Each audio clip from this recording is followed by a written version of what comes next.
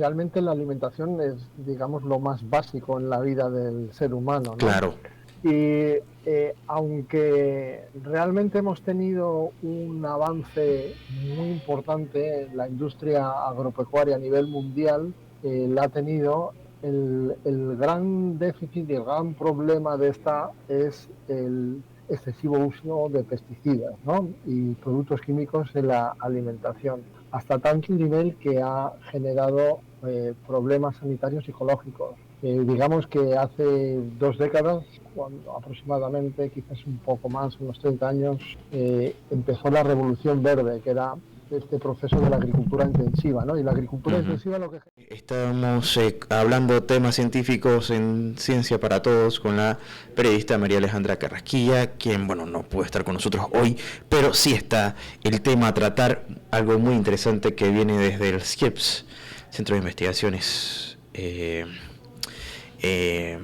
está llevando a cabo un proyecto regional que busca crear una guía para investigadores que desean estudiar sobre salud alimentaria en pueblos indígenas.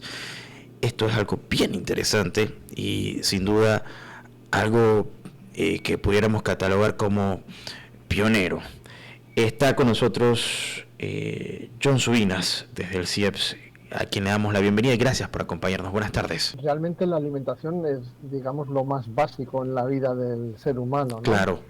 Y aunque realmente hemos tenido un avance muy importante en la industria agropecuaria a nivel mundial, la ha tenido el gran déficit y el gran problema de esta es el excesivo uso de pesticidas, ¿no? Y productos químicos en la alimentación, hasta tanto nivel que ha generado problemas sanitarios y psicológicos, ¿no? Digamos que hace 2 décadas, cuando aproximadamente, quizás un poco más, unos 30 años, empezó la Revolución Verde, que era este proceso de la agricultura intensiva, ¿no? Y la agricultura intensiva lo que generó es multiplicar el acceso de alimentos a toda la población. Pero el problema ahora que nos encontramos es la calidad de esa alimentación, ¿no? Y eso tiene efectos sobre la salud, efectos ecológicos, digamos que hace unos 30 años el objetivo era acabar con el hambre, ¿no? Y que todo el mundo tuviese alimentos. Pero a veces en todo avance social también hay, los procesos de desarrollo tecnológico siempre tienen algún elemento no esperado, y el elemento quizás no esperado eran los efectos que tenía esta agricultura intensiva, que utilizaba tantos productos químicos para aumentar la productividad, ¿no? Eso ha tenido unos grandes efectos. En contraste, lo que nos hemos encontrado en investigaciones es que las poblaciones indígenas mantienen otro tipo de agricultura más tradicional, no tan intensiva, que tiene una serie de características en términos de seguridad alimentaria y nutricional que quizás nos pueden servir como referencia, ¿no? Pueden ser una ayuda para abordar este problema tan grande que tenemos, que afecta a la malnutrición de millones de personas. No olvidemos que se afecta también, esto está muy vinculado a los mayores, a unas tasas altas de mortalidad asociada a esta malnutrición, que genera problemas coronarios y de salud de diferentes tipos, ¿no? Digamos que la salud en estos momentos tiene un foco fundamental, que es la alimentación, ¿no? Y entonces digamos que esta seguridad alimentaria es cada vez un elemento más importante, aunque no ocupan los focos del debate público en casi ningún país, ¿no? Y esto último es muy interesante, lo del foco público, porque si bien cuando escuchamos acerca de alimentación lo vemos por reportajes que denuncian precisamente el abuso en materiales químicos o productos químicos, vemos también lo contaminante que es la industria, también la búsqueda de innovaciones como el tipo de agricultura hidropónica, pero a ver, usted mencionaba un poco el aspecto en el uso de métodos tradicionales en Panamá. ¿Qué ha podido encontrar esta investigación en nuestro país? Bueno, lo que hemos encontrado es, bueno, este tipo de industria es una industria que va por las grandes superficies, pero también por lo que se denomina el pequeño y mediano comercio, como las abarroterías, ¿no? Pero tiene un nivel de inmersión en todas las comunidades rurales, urbanas e indígenas muy grandes, de tal manera que hay algunas de la diversidad alimentaria que existen en algunas regiones que se está perdiendo. Y esto incluso en términos económicos también no es positivo, porque hace esa serie de productos son más costosos que la propia producción local. Y entonces hace que esas poblaciones se vuelvan más vulnerables y más dependientes, ¿no?, de estos productos, cuando tienen en sus propios territorios una diversidad agroecológica muy importante y una serie de productos.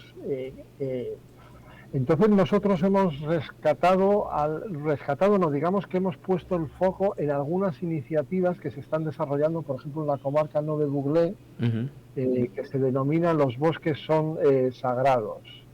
Ellos lo que plantean es que haya otro tipo de agricultura, y este tipo de agricultura ya está salvando muchas hectáreas, por ejemplo en el área de Atochamí, porque digamos que esta agricultura y la ganadería intensiva lo que generaba era la quema de terreno, que eso generaba pues una pérdida de vegetación muy importante en los bosques primarios, pero también el uso de pesticidas y a su vez un tipo de productos pues muy homogenizantes. Pero estas comunidades han intentado desde sus cosmovisiones recuperar prácticas y cultivar en bosques secundarios, no afectando a los bosques primarios, dejando que estos bosques primarios se vayan recuperando y utilizando una diversidad de semillas y de cultivos que encima son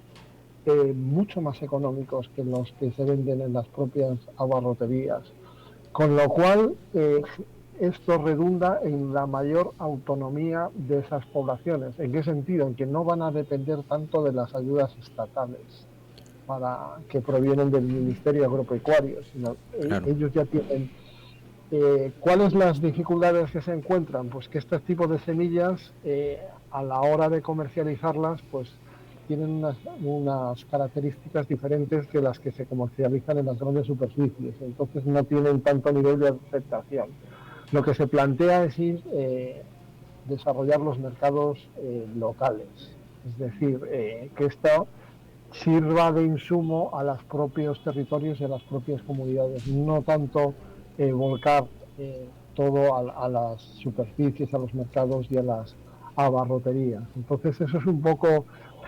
Yo tengo que estamos haciendo una revisión también de las capacidades nutritivas de estos alimentos, y realmente tienen una potente capacidad nutricional y alimenticia estos productos. Por ejemplo, el poroto que ellos emplean tienen una cantidad de vitaminas y nutrientes muchísimo mayores incluso que las que se venden en los propios supermercados. O sea, ¿no? las que se producen a nivel industrial. Pero tengo que hacerle una pregunta para entender un poco mejor lo que usted me menciona. ¿Estas técnicas son técnicas que ya empleaban estos grupos que ustedes estudian? O sea, ¿que son técnicas ancestrales o se han venido implementando a través de programas?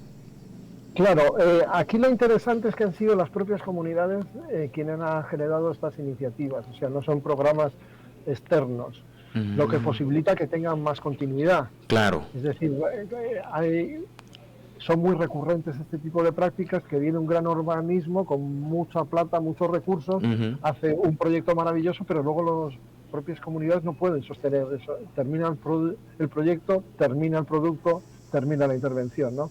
La idea esta es al revés, vienen iniciativas de las propias comunidades, pero no todas las iniciativas son solo ancestrales.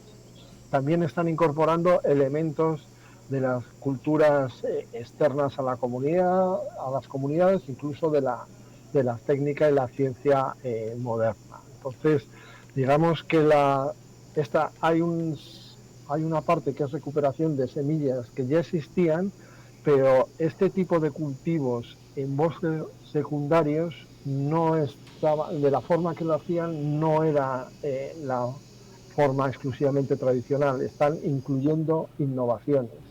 De tal manera, es Mm, un poco, también se rompe con esta idea de que lo ancestral no tiene ningún tipo de relación y es algo que nos lleva 500 años atrás en la historia. No, no. Todos los procesos históricos van incorporando innovaciones. Nada que sea actual está exclusivamente basado en un pasado anterior, ¿no? Siempre está recibiendo lo que hablan algunos antropólogos de los procesos de hibridación cultural, ¿no? Pues entonces, en esos procesos de hibridación cultural hay innovaciones diferentes, claro.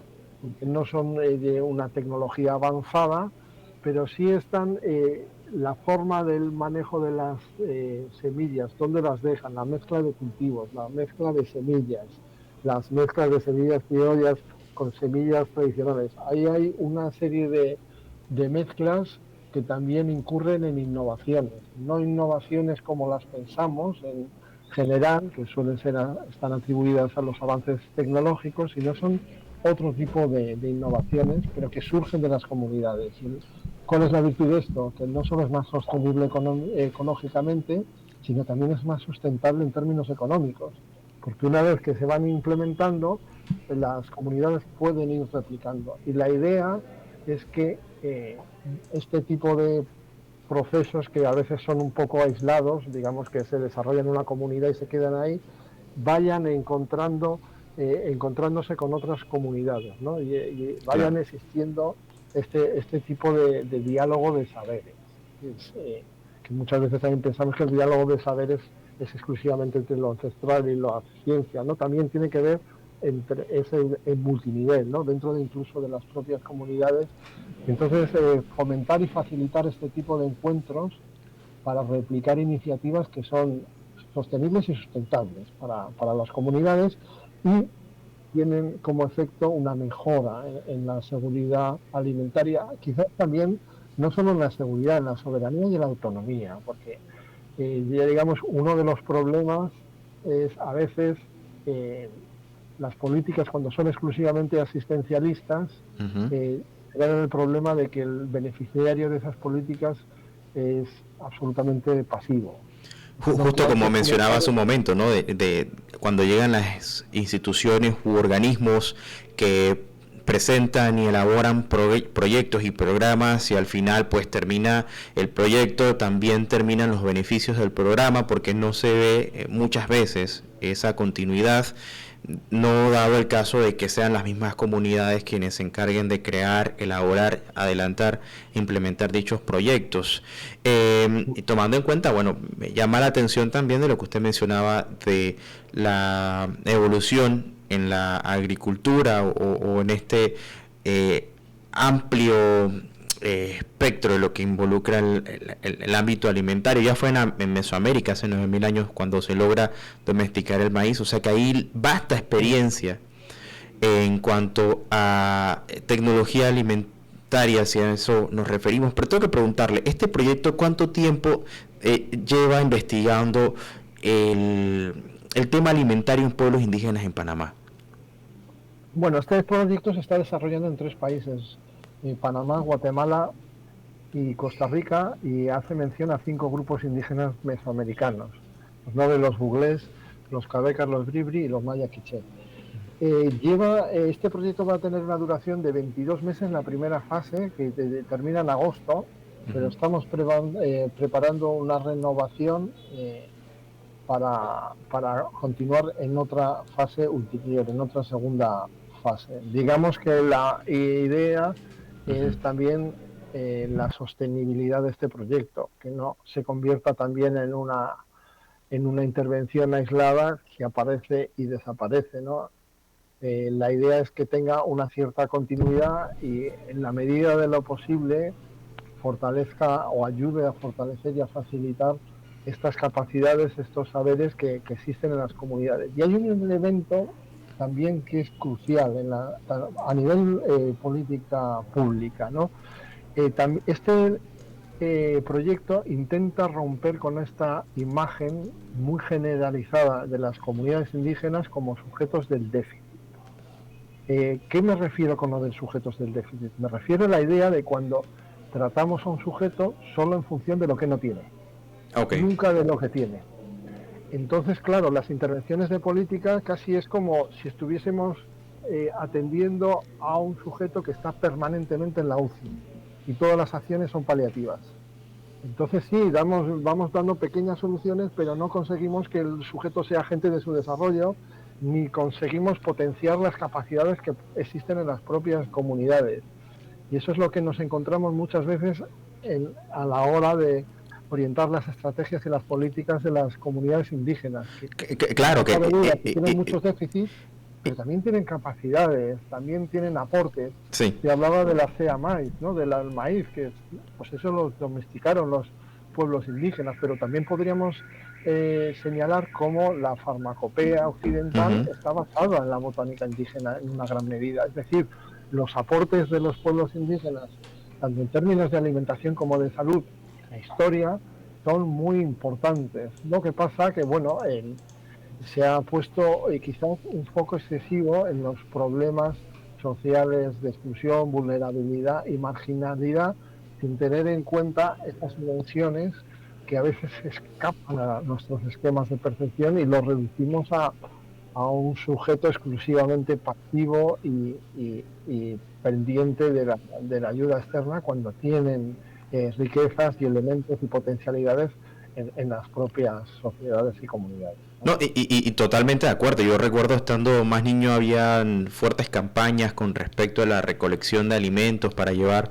a estas áreas remotas, sobre todo pueblos indígenas, teniendo una vasta extensión como para poder aprovechar tanto sus conocimientos como las tierras y que estas mismas comunidades sean autosuficientes. Creo que los resultados de esta investigación van a aportar elementos valiosísimos para la implementación de políticas públicas que busquen que cada comunidad adapte sus conocimientos o nuevas experiencias para el desarrollo, que es lo que entiendo que están buscando con esto. Estas primeras o estos primeros resultados o hallazgos, ¿cómo piensan llevarlos no solamente a las comunidades, sino también a los diferentes tomadores de decisión para implementar políticas que acompañen tanto las investigaciones como digamos esta idea de la que usted menciona de no volverlos dependientes, sino que ellos puedan aprovechar todas las oportunidades que tienen? Bueno, es fundamental que en las propias estrategias y los planes estratégicos de las políticas públicas, tanto en la alimentación como en salud, a la hora de abordar los contextos indígenas, se pongan en valor las capacidades, los valores y los aportes y los propios elementos que existen en las comunidades que les dan gran valor, porque si no, estaríamos hablando de territorios indígenas y comarcas indígenas, sino si todos fueran déficit, ¿para qué la hemos reconocido? Así es. Y también tenemos que tener en cuenta que una sociedad que dura tantos siglos es porque aporta algunas soluciones, porque no hay ninguna sociedad que se mantenga que no aporte ninguna solución a los problemas, porque si no se disuelve. Entonces sería un contrasentido que una sociedad que solo se mantiene por una acumulación de déficit y de pasivos y de problemas, ¿no? Entonces eso es importante. Pero también la idea es que las políticas públicas añaden ese elemento y pongan el foco ahí. Nosotros desde este estudio vamos a dar pequeños elementos locales e incluso regionales, porque este estudio pertenece a una red que está financiado por cooperación canadiense y por el Centro Superior de Universidades Centroamericanas, en el que hay 9 proyectos más que cubren desde Panamá hasta República Dominicana todos los países, ¿no? Y aquí hay elementos en el que también este proyecto va generando sinergias. De hecho, se ha generado una red de proyectos indígenas a nivel regional, que incluye 9 proyectos que están financiados también por el consorcio entre el Consejo Superior de Universidades Indígenas y la cooperación canadiense. Pero así es la idea. Este proyecto parte de la idea de intentar identificar esos elementos, fortalecerlos, pero esto tiene elementos muy, muy concretos. Uh-huh. Desde la publicación de guías de semillas, que ya se están publicando y se van a distribuir en las comunidades, ayudar. En el caso de Guatemala, por ejemplo, estamos ayudando a colectivos de mujeres que trabajan con productos. Ellas tienen hasta una innovación, que es el almíbar, que proviene del norte de África.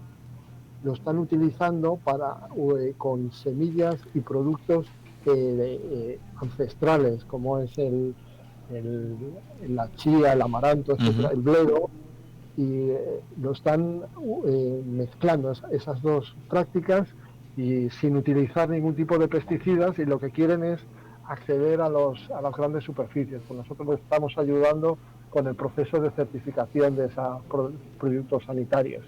Luego, en el caso de Costa Rica, también hay fincas integrales, que es un modelo de autonomía alimentaria en el que no se emplean ningún tipo de pesticida, y entonces estamos también conectando y ayudándoles a los procesos de comercialización. En el caso de la comarca, no solo la guía de semillas, también estamos potenciando el autoconocimiento, las diferentes necesidades que tienen, y ya que más que las diferentes necesidades que también están presentes, qué potencialidades tienen las comunidades, porque las propias comunidades tienen dificultades para comunicar los avances y los elementos, digamos, las nuevas iniciativas nutricionales, porque digamos que no son como las cadenas comerciales, no Claro. manejan. Entonces, nosotros, este proyecto intenta facilitar la comunicación y la posible replicar estas iniciativas exitosas en otras comunidades. Por ejemplo, en la forma de tratar los cultivos del poroto en Atochaví, estamos planteando que también se utilicen en otras comunidades. Uh-huh. Facilitamos el encuentro entre autoridades tradicionales, productores y cultivadores, ¿no? sobre estos nuevos usos y estos nuevos cultivos. Bueno, que no son nuevos, son, digamos, semillas tradicionales en el cual se están utilizando otras formas de cultivo que no son tan agresivas al medio ambiente y son saludables. Sí. Y sobre todo es que el tema es que encima son más económicas, ¿no? En términos económicos, pues también suponen un alivio para las propias comunidades, ¿no? Y me gustaría seguir abordando este tema más adelante también para ir conociendo más detalles de los resultados que arroja esta investigación. Y me quedo con algo que usted dijo, doctor Subinas, que ninguna sociedad que se mantenga no aporta soluciones. O sea, no hay sociedad que se mantenga que no aporte soluciones. Y hay mucho que aprender de nuestros pueblos indígenas. Y qué interesante que estén llevando a cabo este tipo de proyectos pioneros en nuestro país. Así que, si le parece, me gustaría que podamos ahondar más en la continuidad que se le da al proyecto en programas subsiguientes. Sí, nosotros encantados. Digamos, para saber, estamos haciendo encuestas, Uh-huh. entrevistas, también políticas concretas, porque también atendemos a las propias propuestas de las comunidades para fortalecer estas iniciativas. Entonces, digamos que esta primera fase del proyecto concluye en agosto. Para dentro de 2 meses tendremos los resultados finales, pero pretendemos retomar una segunda fase a partir de septiembre, y que esto pues continúe, porque la idea también es una cuestión, es un proyecto que en principio está financiado cooperación canadiense, pero estamos encontrando aliados estratégicos para que le puedan dar más continuidad una vez se termine el proyecto. Bueno, tenemos que dejarlo hasta acá porque se nos ha ido el tiempo, pero le agradezco muchísimo al doctor John Subinas desde el Centro Internacional de Estudios Políticos y Sociales por acompañarnos aquí en Relax, en Radio Ancon. Así que bueno, hasta una próxima ocasión y vamos a estar siguiendo este y otros proyectos desde el CIEPS, por supuesto, para presentarlos acá en esta vitrina de Ciencia para Todos. Así que feliz tarde para ustedes y buen inicio de semana.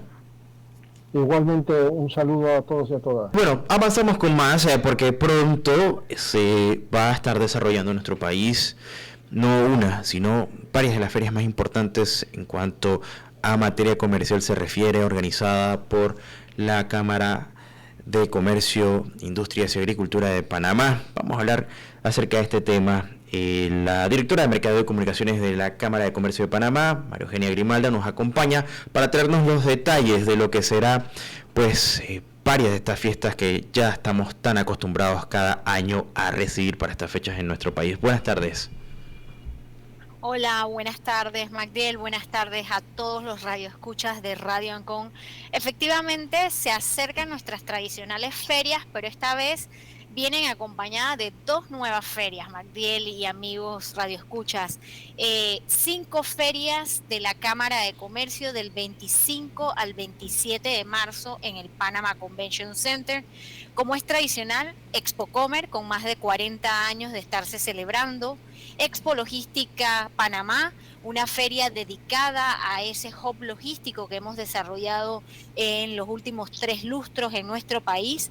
Expo Turismo Internacional, ese rubro al que la Cámara de Comercio le apuesta como el motor de desarrollo en este quinquenio. Y asimismo estaremos celebrando Expo Eléctrica Internacional, una feria que nace en México y que hoy en día se internacionaliza a través de Panamá. Y finalmente Expotec es una feria del sector tecnológico de nuestro país que llevamos desde el año 2019 celebrándola de manera muy pequeña, ha venido creciendo y este año, como decimos internamente en la Cámara, se ha puesto los pantalones largos para acompañar a sus hermanas más grandes y poder mostrarle a más de 30 países que nos estarán acompañando lo que el sector tecnológico viene desarrollando en nuestro país. Así que estamos listos, Magdiel. 40 años de la Expo Comer como esa bandera que presenta la Cámara de Comercio cada año para exponer, valga la redundancia, y presentar esa vitrina, lo que ofrece Panamá, no solamente en términos logísticos, sino también en su potencial comercial y como el centro que pues históricamente ha sido para el comercio internacional, esas experiencias que han consolidado a esta feria y que ha permitido que estas otras 4 también se presenten. Así es, Magdiel. 41 años, para ser exactos, lo único que la detuvo fue la pandemia y como el ave fénix resurgimos en el año 2022 con más potencia. Desde entonces nos mudamos a nuestra nueva casa, el Panama Convention Center, donde reunimos a más de 800 empresas, 30 países de América, el Caribe, Europa y Asia. ¿Qué hemos aprendido a través de estas 4 décadas, Magdiel? A concentrarnos en rubros que nuestros participantes se han interesado. ¿Cuáles son esos rubros? Alimentos y bebidas, textiles y moda, lo que en el siglo pasado se llamaba electrónicos y hoy en día es tecnología.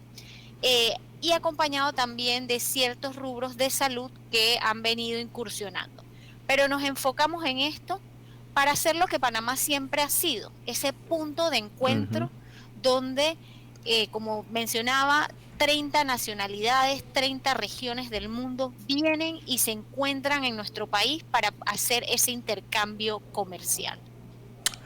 Y en el mundo hay ferias que en la parte tecnológica empiezan a destacar, creo que sin duda una de las más importantes, el CES, que mucha gente conoce y pues se prepara para poder asistir. ¿Cómo Panamá puede mirar a través de este tipo de ferias para convertirse en ese referente latinoamericano, o en qué punto estamos en este momento si es que ya no lo somos? Sí, mira, Magdiel, como bien tú lo señalas, bueno, el CES es una de esas ferias a las que definitivamente miramos. Como te comentaba, por un lado, Expocomer, que nace en los años 80, trae ese componente asiático electrónico. Pero definitivamente que todo lo que venía amarrado a lo electrónico ha ido evolucionando hacia el punto tecnológico. Entonces hoy en día tenemos países que nos traen sus innovaciones tecnológicas, y al mismo tiempo entonces el sector panameño, que ha ido evolucionando en materia de desarrollo de softwares, incorporando la inteligencia artificial en los últimos años, concentrándose en temas de ciberseguridad, crea lo que se llama Expotec. Y así, como te decía, un evento que era muy nicho dentro del gremio, hoy en día sale a presentarse al mundo y a decirle: Panamá está listo para recibir a todas aquellas empresas que están interesadas en invertir en el aspecto tecnológico. Y por qué no, convertirnos, así como en otros sectores ya somos hub, también en ese sector como un centro de operaciones para el mundo, ¿no? Claro, bueno, tengo que preguntarte también, para aquellos que nos están escuchando, a aquellos que están empezando un negocio o que piensan en fundarlo próximamente o más adelante, ¿cómo aprovechar este tipo de ferias? ¿Qué podrías decirle para que saquen el mayor provecho, para que no dejen pasar la oportunidad de asistir? Y si bien no necesariamente se tiene que tener un negocio, pero esto puede ayudar, a lo mejor pienso yo, a tener ideas de más adelante, poder montarlo, de ver cuáles son las innovaciones. Así es, Magdiel. Mira, el hecho de mudarnos al centro de convenciones, el Panama Convention Center, nos da un lugar donde hemos buscado crear experiencias para todo el día, porque sabemos que el panameño que se traslada hacia ese área, lo está haciendo con mucho esfuerzo, y asimismo el internacional que nos viene a visitar. ¿Por qué te menciono estos eventos? Porque para aquel emprendedor que me preguntas, casualmente este año tenemos el 27, un evento que estamos desarrollando, la Cámara de Comercio, el MISI y AMPYME, que se llama Sinergias que Impulsan el Crecimiento. Vamos a estar conversando con todos aquellos emprendedores que estén interesados en cómo realizar esos vínculos que los impulsan a crecer. La Cámara de Comercio, históricamente, el público la relaciona probablemente con las grandes empresas, pero la realidad es que el 40% de nuestra membresía es pyme. Yo siempre digo más me que pi, más mediana que pequeña, pero inclusive esa gente que está allá afuera, que quiere empezar ese negocio, venga y escuche. Al mismo tiempo, estas ferias son ferias para realizar negocios, con lo cual estamos abiertos a todo aquel público que quiera venir. Tenemos boletos en Panatickets y aquí en la Cámara para un día a $35 y para los 3 días a $25. Inclusive, bueno, para nuestra membresía en su momento, eso es parte de los beneficios, tuvimos el registro abierto, pero la realidad es que queremos acoger a todo aquel que quiera una idea. Mi experiencia en 15 años de estar involucrada con la Cámara, Magdiel, es que a veces las personas llegan a recorrer la feria, se paran en los stands internacionales y donde menos acuerdan quedan siendo distribuidores de mandioca brasileira en Panamá. O sea, es un ejemplo muy sui generis, pero la realidad es que las oportunidades están. No, y me gusta esto porque de otra manera es muy difícil el poder salir y recorrer distintos mercados para conocer cuáles son esas innovaciones o esas cosas que pudieran funcionar dentro del mercado panameño o viceversa, ¿no? Y creo que acá nos hacen un gran ahorro a muchas personas que tienen esa intención incluso de montar un negocio, o aquellos que ya tienen uno y que han pensado en diversificar o en ver cómo optimizar a través de nuevos productos o servicios. Ya mencionaste el tema de los boletos.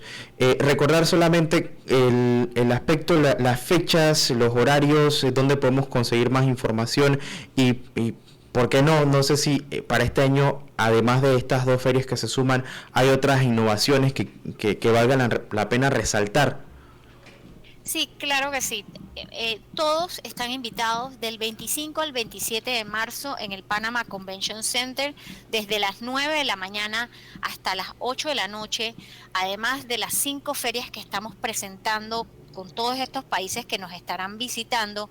Vamos a contar con una agenda de eventos sumamente interesantes para quienes nos quieran acompañar. Entre esos te puedo destacar, así como te hablé del evento que tenemos con el MISI y AMPIME, sinergias que impulsan el crecimiento, también desde la Federación de Cámaras de Comercio de Centroamérica hemos estado impulsando desde el mes de enero un programa de mujeres emprendedoras. Esas mujeres hicieron todo este programa y van a venir a exponer a Panamá junto con sus pares panameñas. 2 mujeres de cada país de Centroamérica estarán aquí y vamos a contar con un foro que compartirá sobre esas experiencias de esas mujeres líderes que han podido crear sus propios productos y sacarlos al mercado, y ahora pues desde las cámaras de comercio de Centroamérica les estamos dando la oportunidad de que puedan hacerlo exportable, ¿no? De que puedan conocer pares. Además tenemos el Premio Nacional a la Innovación Empresarial. Como gremio destacamos junto con Senacid aquellas innovaciones que en el año 2024 marcaron la diferencia en procesos y maneras diferentes de hacer negocio o de producir, valga la redundancia, producto. Y otro de los eventos que también tendremos y que pienso puede ser de interés para la audiencia es el 4º Foro de Salud, Panamá como Centro de Innovación de Salud. Junto a diferentes actores del sector salud estaremos revisando cómo la innovación puede marcar la diferencia en temas tan importantes para nuestro país como el precio de los medicamentos.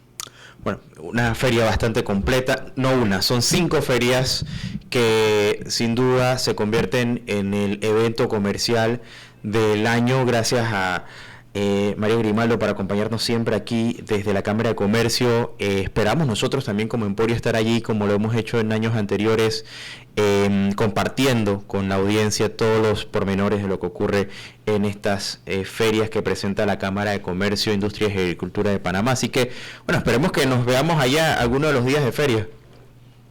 Tenlo por seguro, Magdiel. Como sabes, los medios de comunicación siempre bienvenidos a la cobertura de este evento país, que lo que busca es poder presentar a Panamá como un centro ideal para el desarrollo de exposiciones de alto nivel internacional. Gracias por el espacio, y a los oyentes de Radio Ancon los esperamos en el Panama Convention Center.